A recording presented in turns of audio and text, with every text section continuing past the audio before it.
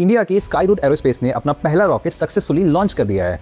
लेकिन इसमें इतना स्पेशल क्या है? देखो, इसरो पिछले कई सालों से रॉकेट लॉन्चेस करता आ रहा है, लेकिन इस लॉन्च में स्पेशल बात यह है कि स्काई रूट इंडिया की सबसे पहली प्राइवेट स्टार्टअप कंपनी है जिसने अपना ऑर्बिटल रॉकेट लॉन्च किया है। लेकिन असली स्टोरी रॉकेट लॉन्च की है ही नहीं, असली स्टोरी है स्पेस की नई इकोनॉमी की। अब पहले प्रॉब्लम थी रॉकेट की लॉन्च कॉस्ट, जो कि काफ़ी एक्सपेंसिव थी और इसमें काफ़ी रिसर्च और पैसा लगता था।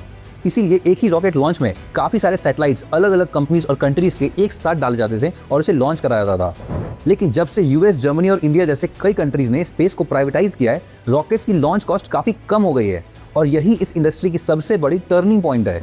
इंडिया की विक्रम रॉकेट की टोटल मिशन कॉस्ट सिर्फ $5 मिलियन है और ये कॉस्ट और भी रिड्यूस हो सकती है अगर ये रॉकेट्स रीयूजेबल बन जाए। एज पर एस्टिमेट्स, स्पेसएक्स के रीयूजेबल रॉकेट्स को ऑर्बिट में 1 किलोग्राम पेलोड भेजने की कॉस्ट सिर्फ $1400 है और अगर फ्यूचर में उनका स्टारशिप प्रोजेक्ट अपने टारगेट्स अचीव कर लेता है तो ये कॉस्ट और भी काफ़ी कम हो सकती है। अब जब ट्रांसपोर्टेशन सस्ती हो जाती है तो नए बिजनेसेस की एंट्री होनी शुरू हो जाती है। कई एक्सपर्ट्स का मानना है कि अगले 20 सालों में ये नई स्पेस इकोनॉमी दुनिया की सबसे बड़ी टेक्नोलॉजी ड्रिवन इंडस्ट्रीज में से एक बन सकता है। Satellite based navigation, internet, satellite phones, ये सब काफ़ी पुराना हो चुका है। आज दुनिया में ऐसी टेक्नोलॉजीज डेवलप हो रही है जो सुनने में साइंस फिक्शन जैसे लगता है। स्पेस रिफ्यूलिंग, जहाँ सैटेलाइट्स को स्पेस में ही रिफ्यूल किया जाता है ताकि उनकी लाइफ बढ़ सके और ज़रूरत पड़ने पर वो अपनी ऑर्बिट चेंज कर सकें। Space recycling and debris removal, आज अर्थ की ऑर्बिट में हज़ारों पुराने सैटेलाइट्स और लाखों डेब्रिस के पीसेस घूम रहे हैं। इन्हें सेफली रिमूव करना और फ्यूचर कॉलिजन्स को रोकना एक नई इंडस्ट्री बन चुकी है। जापान की एस्ट्रोस्केल और यूरोप की क्लियर स्पेस जैसी कंपनीज इसी डायरेक्शन में काम कर रहे हैं। स्पेस टग, सोचिए स्पेस के अंदर एक टोइंग वैन जो सैटेलाइट को एक ऑर्बिट से दूसरे ऑर्बिट तक पहुंचाता है। सैटेलाइट सर्विसिंग, अगर सैटेलाइट में कोई मैकेनिकल प्रॉब्लम आ जाए या उसकी लाइफ एक्सटेंड करनी हो तो फ्यूचर में उसे वापस अर्थ लाने की भी जरूरत नहीं पड़ेगी।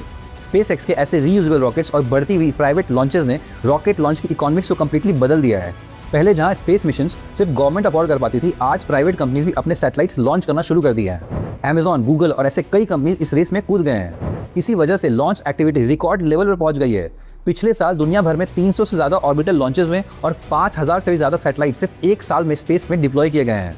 और ये सिर्फ रॉकेट इंडस्ट्री की ग्रोथ नहीं है, ये एक पूरी स्पेस इकोनॉमी की शुरुआत है और इसी रेस में अब इंडिया भी अपनी एंट्री कर चुका है। आज इंडिया भी धीरे धीरे स्पेस इकोनॉमी का हिस्सा बन रहा है, जहां और भी प्राइवेट कंपनीज सैटेलाइट्स बनाएंगी और उन सैटेलाइट्स को स्पेस तक पहुंचाने का काम स्काई रूट जैसी लॉन्च कंपनीज करेंगी।